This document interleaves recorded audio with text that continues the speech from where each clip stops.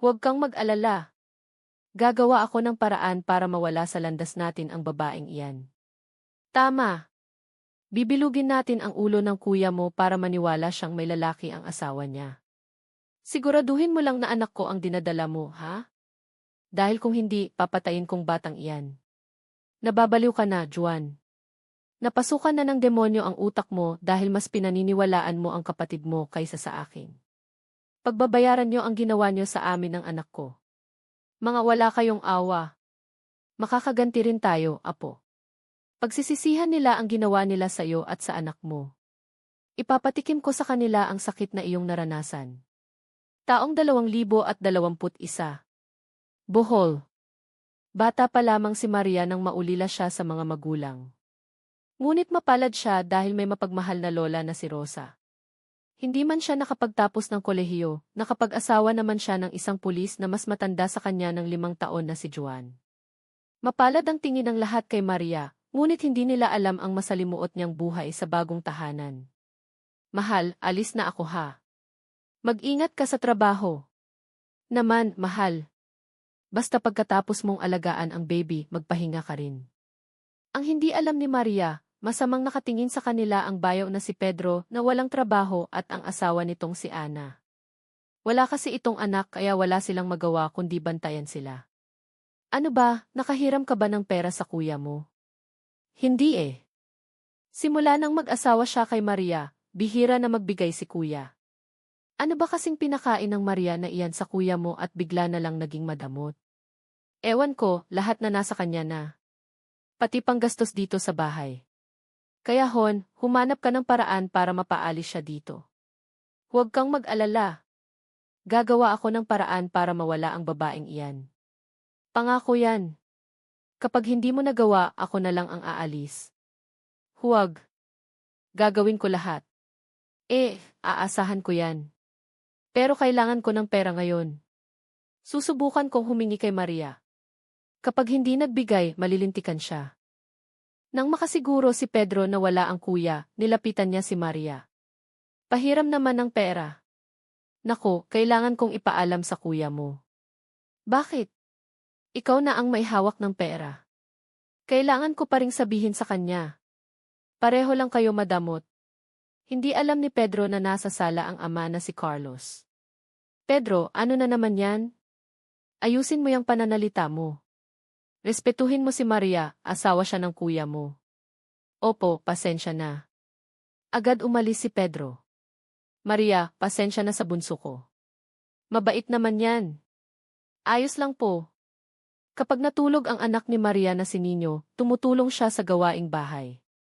Sa tuwing maglilinis siya, magkakalat naman si Pedro at nagpapatugtog ng malakas para asarin siya.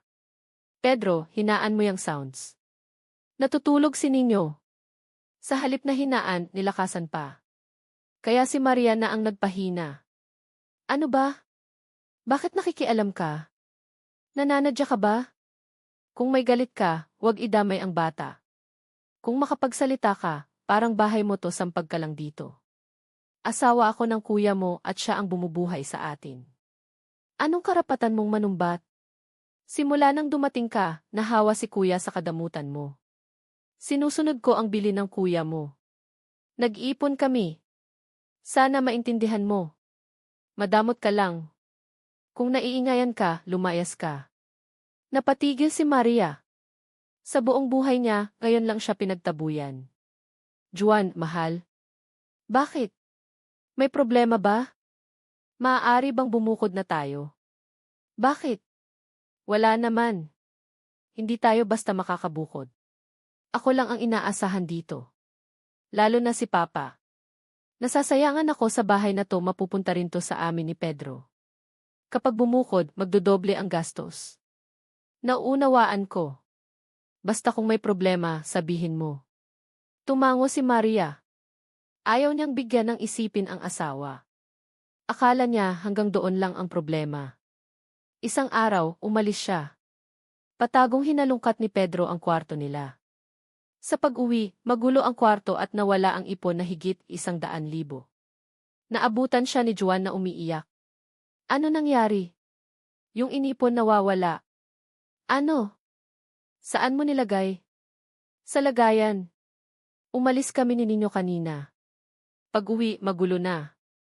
Kakausapin ko sina Papa at Pedro. Wala daw napansin si Papa. Kay Pedro, wala akong alam. Baka inubos ni Maria. Umalis siya kanina. Pinagbibintangan mo ba asawa ko? Concerned lang ako. Ilang oras na wala siya, tapos mawawala ang pera. Gaano katagal? Buong araw. Natahimik si Juan. Maya-maya, bumalik sa kwarto. Ano sabi nila? Wala nakitang pumasok. Si Pedro na tanong mo. Hindi tayo pwedeng mambintang. Kilala ko siya. Yung tono mo parang sinisisi mo ako. May dahilan ba para hindi maniwala? Wala, nagsasabi ako ng totoo. Tama na, sumasakit ulo ko. Nakatulog sila nang hindi nagpapansinan. Kinabukasan, hindi kumain si Juan at umalis. Aalis ka na? Hindi ka kumain o nagpaalam. Alam mo namang nagtatrabaho ako. Kung galit ka sa nawawalang pera, maghahanap ako ng trabaho. Paano si Ninyo? Hindi ko sinabi na bayaran mo. Halata na galit ka. Anong gusto mo, matuwa ako? Kaya magtatrabaho ako. Sabi mo ng totoo, sa kwarto ba nawala? Kung wala kang tiwala, umalis na kami ni Ninyo. Hindi pwede. Kung magsalita ka, parang laki na ng pinagbago mo. Kalimutan na lang basta hindi kayo aalis. Pasimpleng nakikinig sina Pedro at Ana. Sayang, nagpadala si Kuya sa paiyak-iyak niya. Natakot siya na iwanan sila. May anak kasi. Kapag umalis yan, susundan pa rin ang Kuya. Siguraduhin nating maiiwan ang bata. Wala siyang magagawa kung ayaw natin ibigay. Wala tayong anak, kaya pwede nating alagaan si Ninyo hanggang makalimutan niya ang ina. Habang naglilinis si Maria, napansin niya ang maliit na towel sa divider.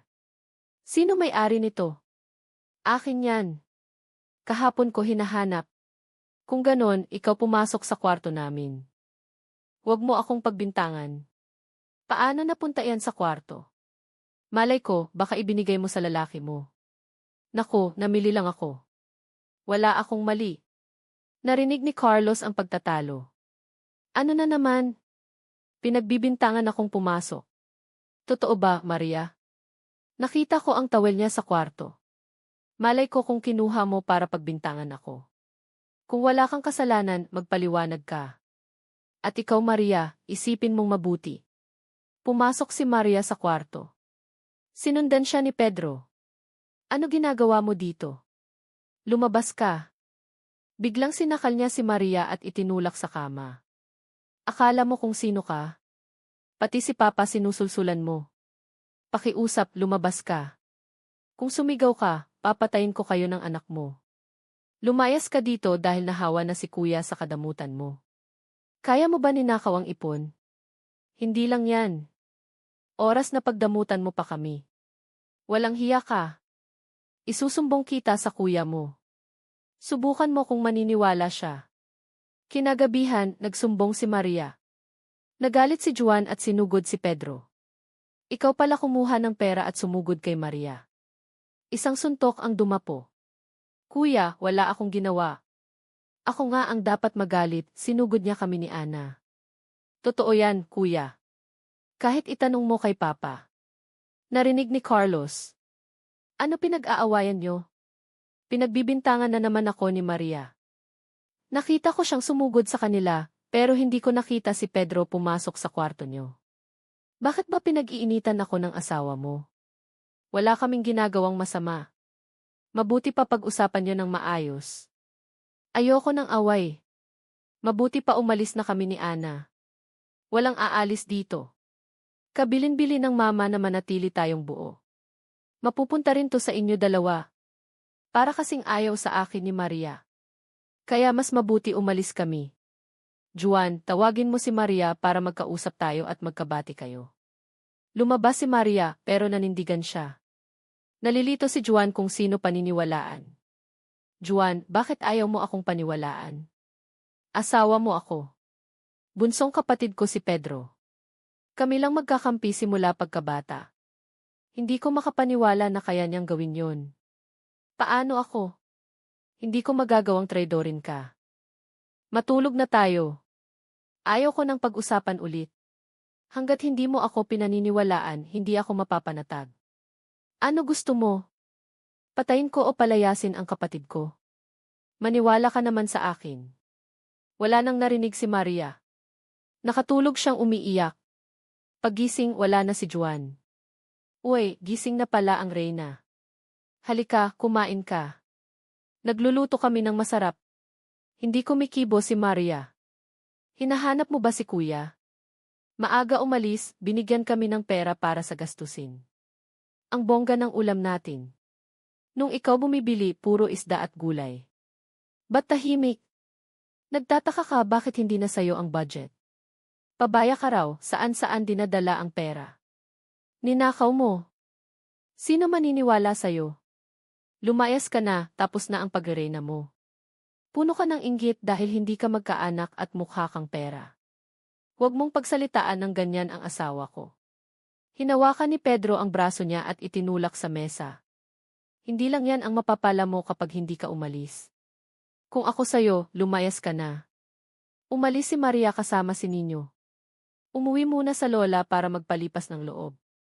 Apo, mabuti na parito kayo. Lola, na-miss namin kayo. Na-miss ko rin kayo. Nasaan ang asawa mo? Nasa trabaho. Bakit malungkot ka? May problema ba? Wala po. Ano nangyari sa braso mo? Nabangga lang. Akala ko sinasaktan ka ng asawa mo. Hindi po, mabait si Juan. Mabuti, dahil oras na malaman ko, malilintikan siya. Sige, kakain na tayo. May dala akong pagkain. Namimiss ko makasama kang kumain. Nabawasan ang sama ng loob ni Maria, pero hindi niya sinasabi ang problema. Sa bahay nila Juan, gumawa na naman ng kalokohan sina Pedro at Ana. Saan kaya pupunta ang babaeng yun? Isusumbong natin kay kuya para magalit siya. Tama, bibilugin natin para maniwala na may lalaki siya. Paano? Wala tayong ebidensya. Kung may tanim bala, may tanim ebidensya. Ngayon ka pa susuko. Malapit na tayong manalo. Dumating si Juan, hinahanap si Maria. Kaninang umaga umalis. Sabi ko naman, bantayan mo yung asawa mo. Wala siyang sinabi. Kay Papa baka nagpaalam. Hindi rin daw. Dumating ang mag-ina. Saan ka galing? Umuwi saglit sa amin. Umuwi? Hindi ka nagpaalam. Ikaw ba nagpaalam kanina? Nagtatrabaho ako. Ano masama doon? Siguruhin mo na dumalaw ka talaga sa lola mo. Pati ba yan pagdududahan mo?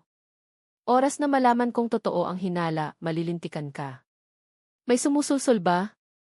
Si Pedro. Si Ana. Sino? Kung wala, bakit ka nagbago? Dahil sa kapalpakan mo, wala kang kwenta. Puro lakwat sa. Tila sampal ang sinabi. Hindi niya masisi si Juan, pero hindi matanggap ang hinala.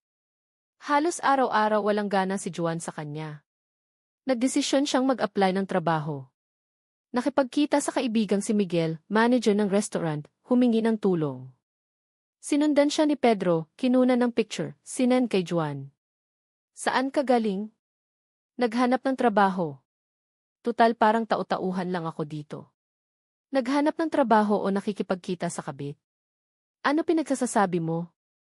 Akala mo hindi ko alam. Kaibigan ko yon, nagpapatulong para makapasok. Sinungaling. Oras na mahuli kita, papatayin ko kayo. Ubo-sobra ka na. Kung wala kang tiwala, paalisin mo kami ni ninyo. Sasama ka na sa kabit? Magpapakasasa sa perang ninakaw. Isang sampal ang natamo ni Juan. Baliw ka na, nabibilog na ng kapatid mo ang ulo mo. Nagsisisi ako na pinakasalan kita. Nag-impake si Maria. Paglabas, hinarang siya ni Juan. Walang aalis. Paalisin mo kami. Mananatili ka dito hanggat gusto ko. Hindi ako papayag na mapunta ka sa iba. Sinabi ko, kaibigan ko yon. Wala akong lalaki. Nagpigilan sila, umiyak si Nino. Kung gusto mong umalis, iwan mo ang anak. Hindi. Pwede ko ring ilayo siya sa iyo. Bumalik si Maria, umiyak hanggang nakatulog. Kinaumagahan, nagising siya sa masamang amoy ng ulam, nagsusuka siya. Ano nangyari? Buntis ka ba? Hindi ko alam. Buntis ka siguro sa kabit mo. Ilang beses ko sinabi, wala akong kabit. Kung buntis ako, anak mo to. Siguraduhin mo na anak ko yan dahil kung hindi, papatayin kong batang yan. Nababaliw ka na.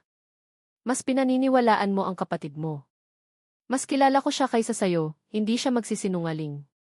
Kung alam ko lang na ganito sasapitin ko, hindi na ako sumama sayo. Sinuntok niya ang dibdib ni Juan habang umiiyak. Tinulak siya, nasubsob siya. Hindi lingid kina Pedro at Ana. Buntis daw siya, hindi naniniwala si kuya na siya ang ama. Buti nga. Umali na lang siya, iwan si Ninyo. Sino mag-aalaga? Tayo, para makuha natin loob ng kuya. At mapaamo si Ninyo para hindi lalapit sa mama. Tayo kikilalanin niyang magulang. Nang mapatunayang buntis si Maria, naging masalimuot ang buhay niya.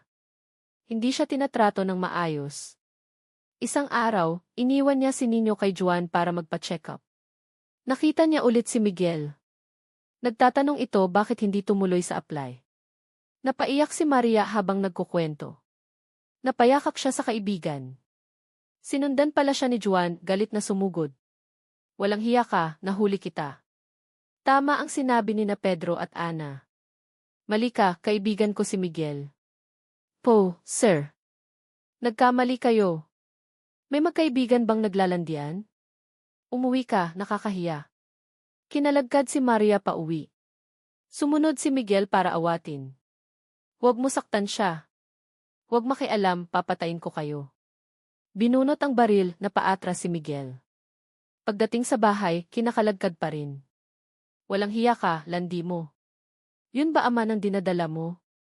Kaibigan ko lang yon. Sinungaling. Ilang beses ka nakita ng kapatid ko na nakikipagkita sa kanya. Hindi totoo, sinisiraan nila ako. Kung ano nakita ko, yun sinasabi ko. Mga sinungaling kayo. Sinaka ni Juan si Maria, itinulak ng malakas. Tama na, baka mapahamak ang bata. Mas mabuti mawala yan, bunga ng kalandian mo. Anak mo to, maawa ka. Hindi ko anak yan. Tinadyakan niya, napaimpit siya. Pedro, Ana, tulungan niyo ako. Walang narinig sila. Gumagapang si Maria, umagos ang dugo sa binti. Juan, ang anak natin. Tulungan mo ako. Nataranta si Juan. Dumating si Carlos. Ano nangyari? Hindi ko sinasadya. Buntis pa ang asawa mo, bakit hindi iniingatan? Dadalhin sa ospital. Sakto dumating ang lola ni Maria, nagsumbong si Miguel. Pagdating, hindi na agapan ang bata, nalaglag na. Pagbabayaran nyo ginawa nyo. Mga wala kayong awa. Tahan na, magpagaling ka, uuwi tayo. Lola, ang anak ko. Walang kasalanan. Makakaganti tayo. Ipapatikim ko ang sakit na naranasan mo. Bakit hindi mo sinabi ang nangyayari? Ayaw kong bigyan ka ng problema. Hindi kita pinalaki para apihin. Patawad, Lola. Babawiin na kita mula sa asawa mo. Si Ninyo, kukunin natin. Makalipas 1 linggo, paglabas, pumunta sa bahay nila Juan. Naabutan sina Pedro at Ana kasama si Ninyo. Ninyo, nandito na mama. Bakit bumalik ka? Kapal ng mukha mo. Nagsama ka pa ng matandang pulube. Magdahan-dahan ka. Baka lagyan ko ng bulate ang bibig mo. Tinakot mo ba ako? Hindi ako natatakot sa matandang malapit sa hukay. Hindi kita tinatakot, totoo yan. Hoy matanda, sino ka ba? Mabuti pa umalis kayo bago ko kayo kalagkarin. Tigilan mo ang lola ko. Nandito kami para kunin si Ninyo. Sino nagsabi na ibibigay namin? Anak ko si Ninyo. Kabilin-bilin ni kuya na hindi ibibigay kahit ano mangyari. Kami na bagong magulang niya. Walang hiya kayo. Matapos patayin ang bata sa sinapupunan ko, kukunin niyo pa ang anak ko. Huwag mo kaming paratangan.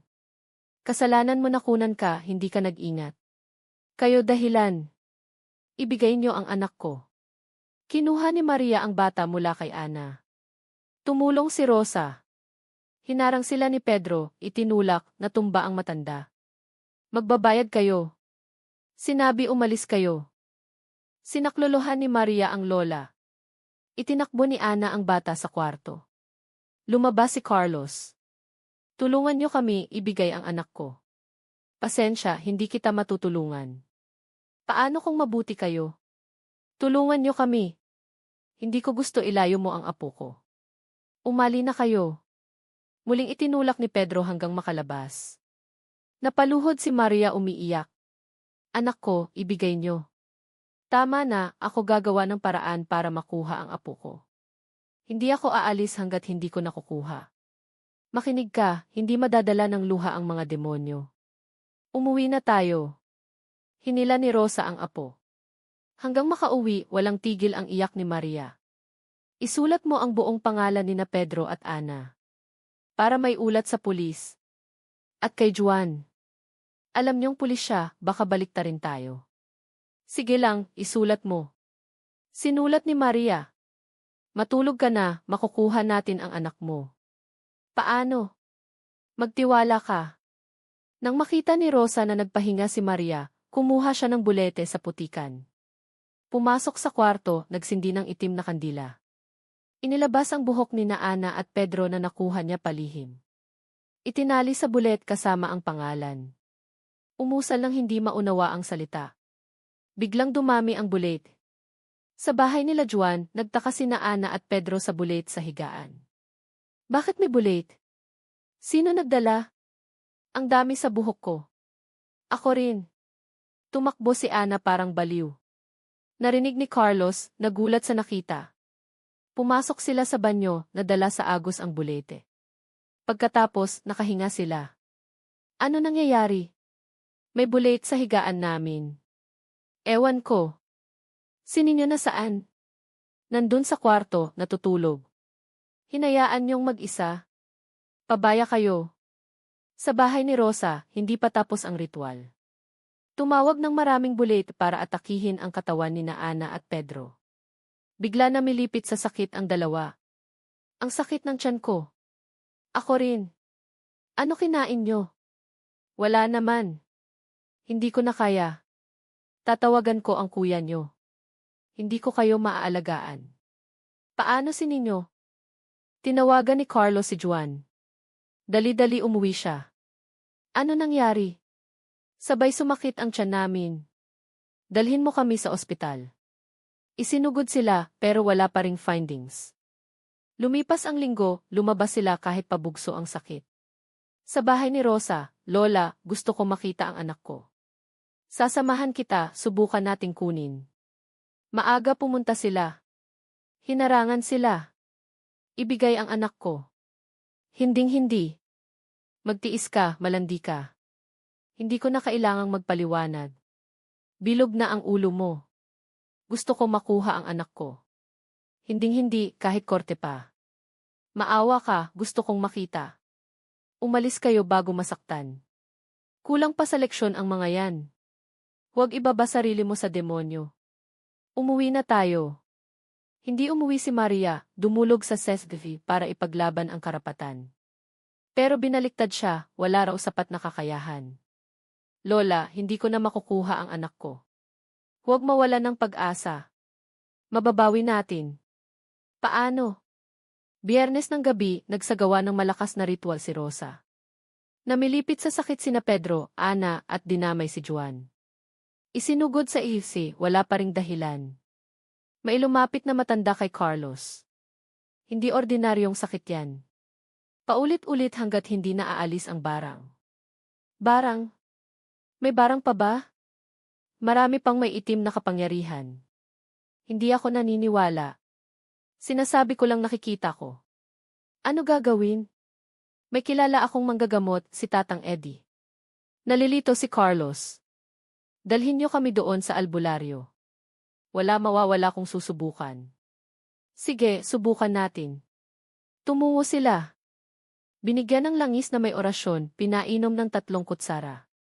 Umusal ang albularyo, nagsusuka sila ng putik at bulete. Hinimatay si Ana, natulala sina Pedro at Juan. Ano nangyari? Nailabas ang bulete. Ginamit ng mambabarang para pinsalain kayo. Mabuti na dala agad. Totoo ngang barang. Bibigyan ko kayo ng panangga, huwag hubarin. Pero hindi sigurado kung gaano kalakas ang mambabarang.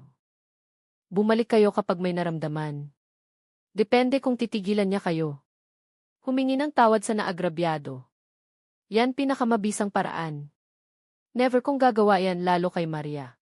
Ano ibig mong sabihin? Inagrabyado mo ba siya? Hindi.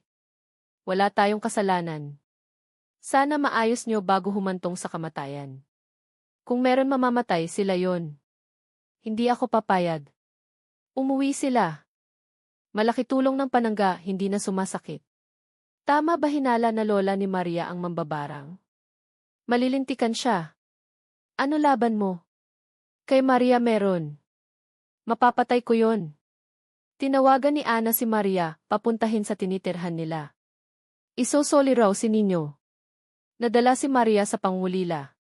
Pagpasok sa gate, sinampal siya ni Ana, kinaladkad. Ano ibig sabihin nito? Ikaw nagpabarang sa amin, dinamay mo pa si kuya. Wala akong alam. Nagmamaang-maangan ka. May balak kang patayin kami sa lola mo mambabarang. Sinabunutan niya si Maria. Tama na. Pumunta ako para sa anak ko. Akala mo makikita mo? Hindi ka namin ipapakilala, lalo na ngayon alam naming mailahi kang mambabarang. Hindi totoo. Kami na ni Pedro ang magulang ng anak mo. Nagpumilit pumasok si Maria, hinarang ni Pedro, itinulak palabas.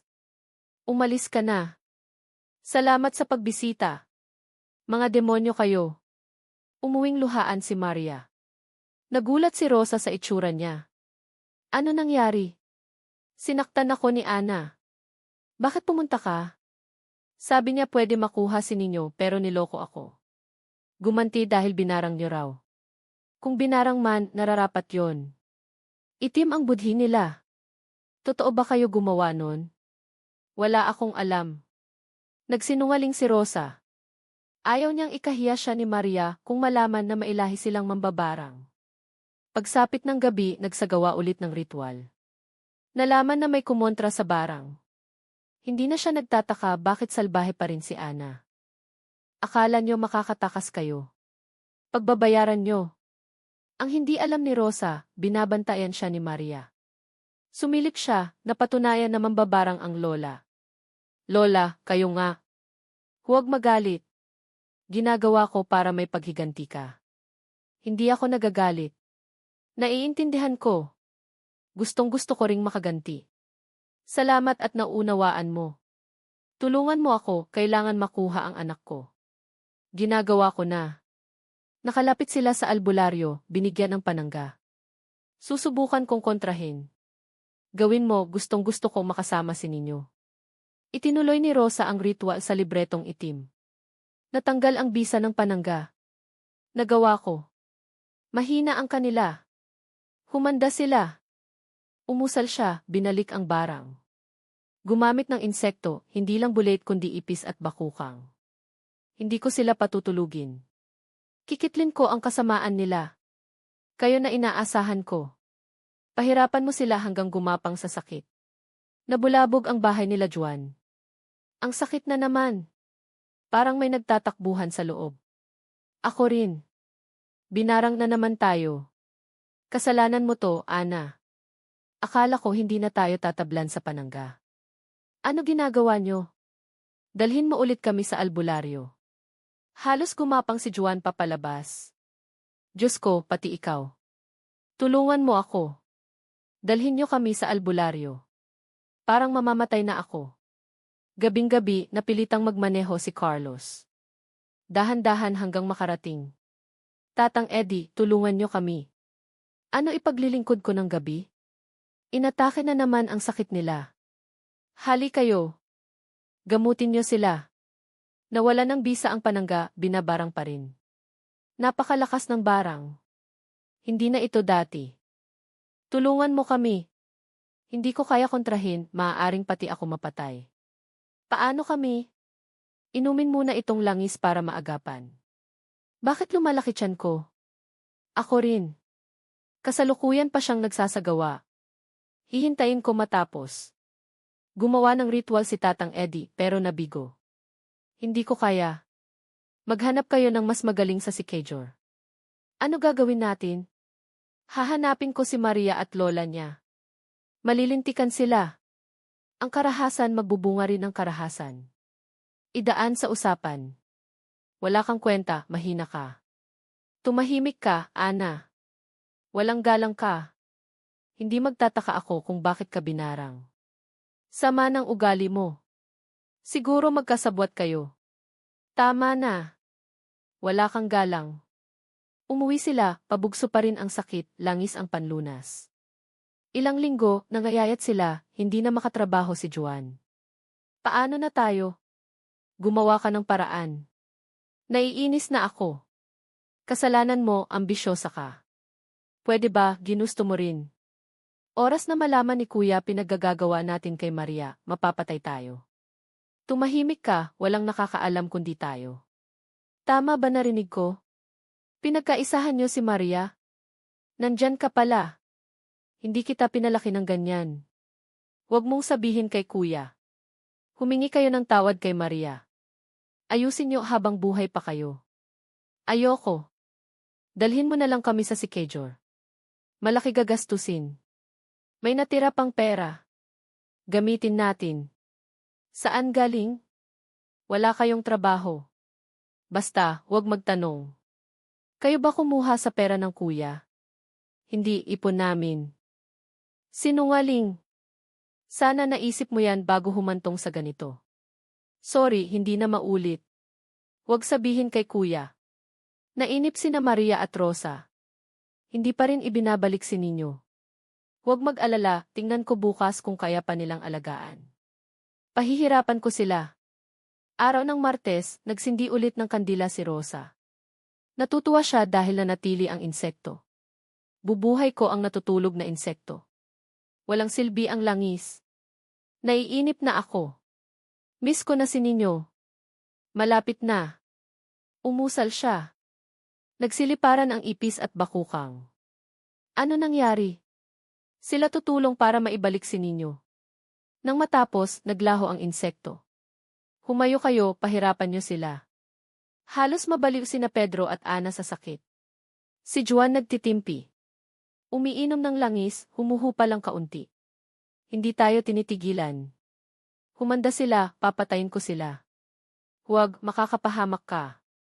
Kung mamamatay ako sa barang, unahan ko na. Makakulong ka. Paano si Ninyo? Sawa na ako. Dala ang baril, umalis si Juan para pumunta kay Rosa. Pinilit magmaneho kahit masakit siyan. Sundan natin si Kuya. Mapapahamak siya dahil sa kagagawan niyo. Huwag, hayaan mo. Napakawalang kwenta mo. Ikaw dapat umalis, hindi si Maria. Dati pa, puro Maria ang mabait. Naiinggit ka. Tama na. Tara, sundan natin. Naghanap si Pedro ng sasakyan kasama si Carlos. Si Ana galit. Nagwawala si Juan sa bahay ni Rosa. Lumabas kayo, mambabarang. Hindi ko kayo mapapatawad. Natakot si Maria. Lola, si Juan. Hayaan mo, ako harap. Huwag, may baril. Matanda na ako, malulugi siya kung patayin ako. Huwag ka lalabas. Paano ako? Sa pilitang pinasok ni Juan. Tinutukan sila. Alisin niyo barang. Kung hindi, papatayin ko kayo. Ilayo mo baril. Bilisan niyo. Ako na lang patayin mo, huwag idamay apo ko. Titigilan ko kayo kapag nangako kang ibabalik ang apo ko. Hindi ko mikilala ng kondisyon ang baril. Tingnan natin kung may magagawa yang barang. Huwag. Nakikiusap ako, ibaba mo. Napilitan si Rosa tanggalin ang barang. Nagsusuka si Juan ng insekto. Nanghihina siya, pero itinutok ulit. Tinanggal ko na, umalis ka. Walang hiya kayo. Kayo may kasalanan, kayo pa may gana pahirapan kami. Wala akong kasalanan. Dumating sina Pedro at Carlos. Huminahon ka. Papatayin ko malanding yan. Huwag, matatanggal ka sa posisyon. Doble ang kasalanan niya. Itinutok sa ulo ni Maria. Huwag. Nakipag-agawan si Rosa ng baril. Nabaril siya sa balikat. Lola, tama na. Wala silang kasalanan. Kami ni Ana may kagagawa ng lahat. Ano? Ako kumuha ng pera, hindi totoo may kabit siya. Gawa-gawa namin. Totoo ba? Paano niyo nagawa? Nagtiwala ako sa'yo. Ginawa niyo akong tanga. Patawarin mo ako. Nabulag ako sa gusto kong ibigay kay Ana. Sinira niyo pamilya ko. Natigil siya sa sigaw ni Maria. Tulungan niyo ako, dalhin si Lola sa ospital. Kumilos si Carlos. Sinakay sa sasakyan, dinala sa ospital. Sinaklolohan ng nurse at doktor. Maria, patawarin mo ako. Hindi kita mapapatawad. Pinatay mo anak natin sa sinapupunan, pati lola ko. Patawad, hindi ko alam ginagawa ko. Dahil sarado utak mo. Natigilan si Juan sa tawag ng yaya ni Ninyo. Ano? Dinala ni Ana si Ninyo. Ano nangyari? Dinala raw ni Ana. Sukdulan na kasamaan niya. Tinawag ni Juan ang pulis para backup. Dumating sila. Tatawagan ko muna si Ana. Hindi sumasagot. Hinanap sa internet ang location ng cellphone. Sa abandonadong gusali, 3 palapag. Ano gagawin niya sa anak ko? Pupuntahan ko. Huwag, baka mapahamak. Tatawag ng rescue team kung tatalon. Bakit idadamay ang anak ko? Desperada yata siya. Gawin niyong lahat para mailigtas. Ipaubaya na sa pulis. Hindi pa, kailangan kumilos. Dumating ang rescue. Nag-aabang sa ibaba. Umakyat sila para kausapin. Halika na, umuwi tayo. Hindi ako sasama pag tutulungan niyo ako. Kakampihan niyo si Maria.